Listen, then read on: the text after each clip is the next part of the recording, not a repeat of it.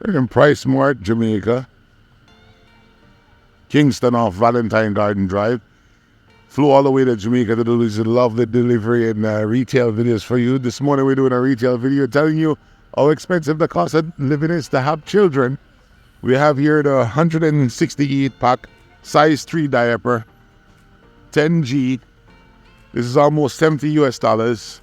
We ship diapers all the time. While diapers is cheap to ship, the wipes are a little bit more expensive to ship because they have water fluid in them. So we encourage that you buy your wipes locally, ship your diapers. Definitely ship your diapers.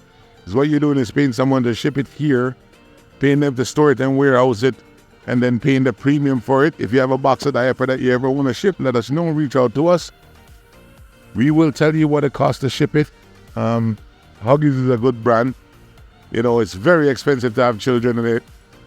We're going to make up words. Words are expensive to have children in Jamaica when you're paying 10G for a pack of diaper.